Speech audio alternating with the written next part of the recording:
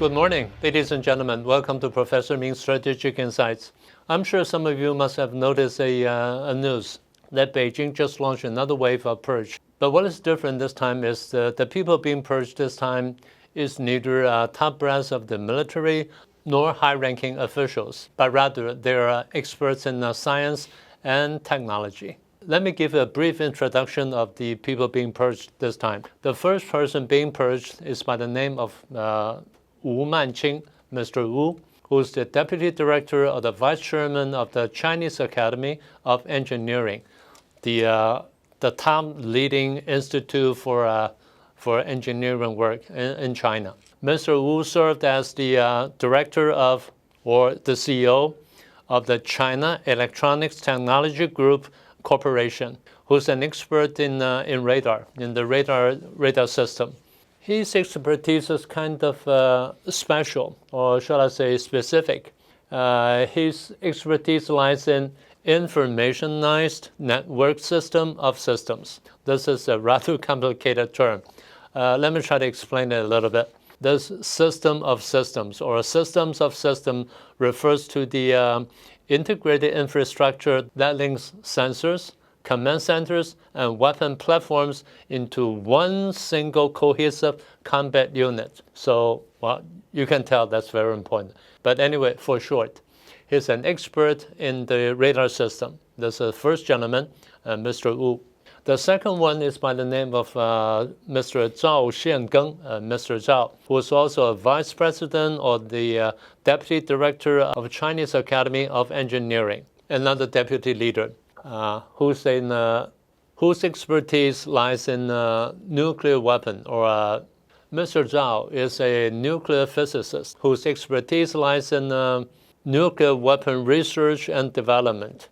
He's been participating and leading or organizing multiple projects or multiple missions of China's development of nuclear weapons. Anyway, for short, he's an expert in China's nuclear weapons. Wei Yiying, the third gentleman, who's an expert in missile, who served as the president of China Aerospace Science and Industry Corporation.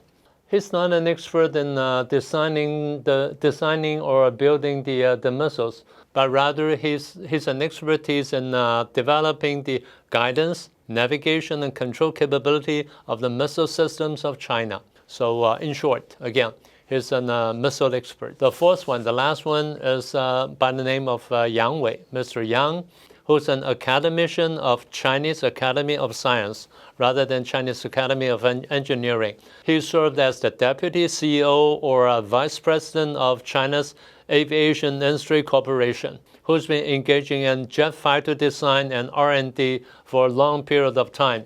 And, well, let me say this. They call him the chief designer of 7 fighter aircraft models, including the very famous J-20 stealth fighter. He also participated and sponsored the design and R&D of the J-10 series fighters, J-16, and FC-1.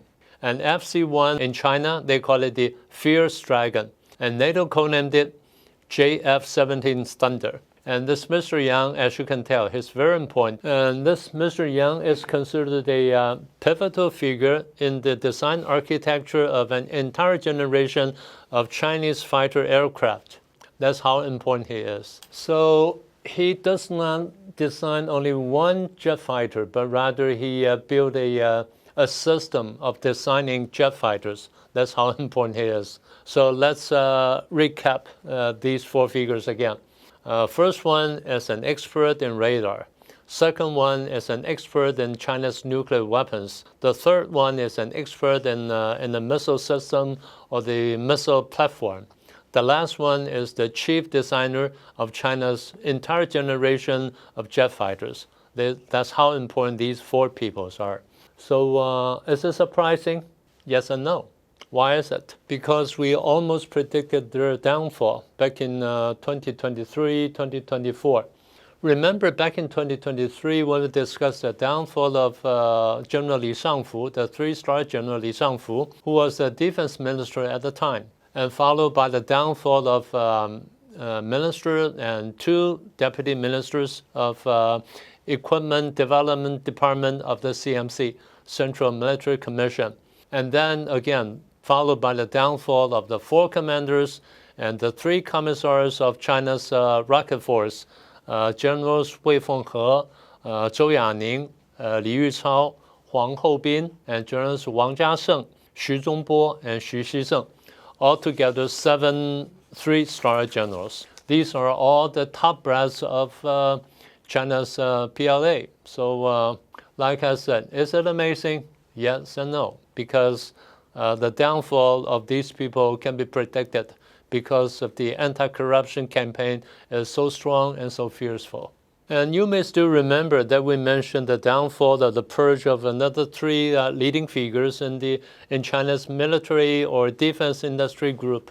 The first one is Mr. Wu Yansheng, who was the president of China Aerospace Science and Technology Corporation, the corporation responsible for developing and building China's Long March rockets and Shenzhou aircraft and Beidou navigation satellite system. Important, right?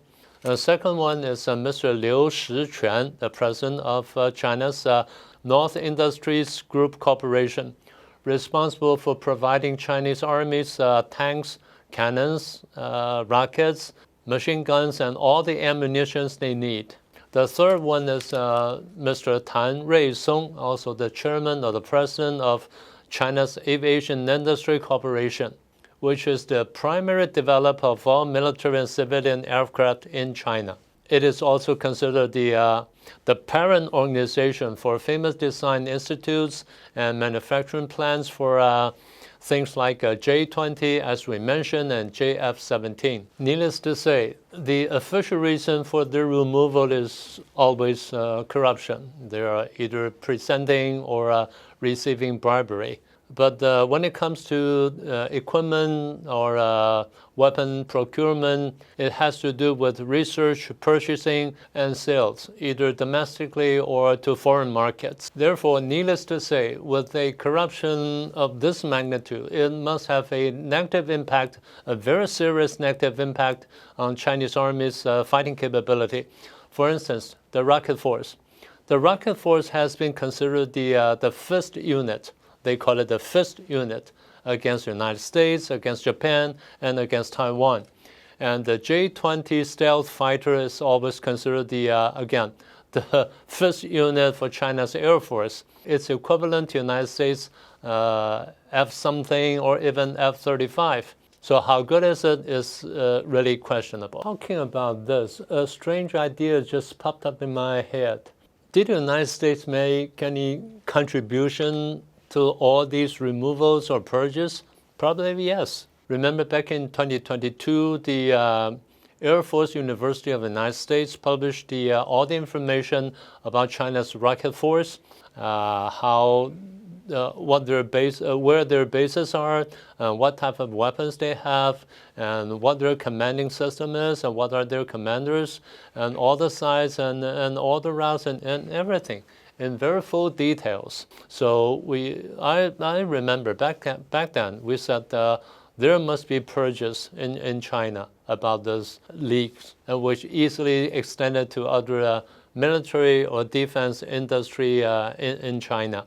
And recently, United States just published China's nuclear forces, or their nuclear weapons, their warheads, and their stockpiles and bases, and everything. So again, then we can predict again, there will be purges in China relating to this leak. And lastly, United States attack on Venezuela and Iran must have some kind of a negative impact upon China. The Chinese will doubt or will suspect the efficiency or effectiveness of their weapon system or air defense system sold to Iran and Venezuela. Will corruption or any kind of misinformation involved in the transaction or even in the R&D and so on and so forth? So the above analysis lead us to several observations. First is the corruption is so bad, it's so serious in China, in Communist China. It affects not only its military, but also its military industry or defense industry. And secondly, with this kind of corruption, it must have a negative impact upon its fighting capability, upon Chinese Army's fighting capability. Although we're not trying to underestimate it, but we have to keep that in mind. And lastly, it will be more purges and removals following these disclosure of the corruption. So that's something that we have to watch more carefully in the future. Well, that's all I want to share with you today. I hope you like it. And please share it with your friends if you haven't done so. And please subscribe to our program if you haven't done so. And do remember to click the icon bell. That's all for today, and I'll see you next time.